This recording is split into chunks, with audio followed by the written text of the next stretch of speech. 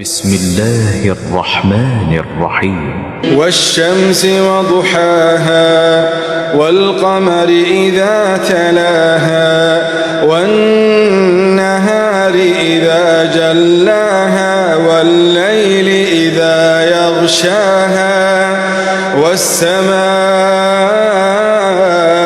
وما بناها والأرض وما طحاها ونفس وما سواها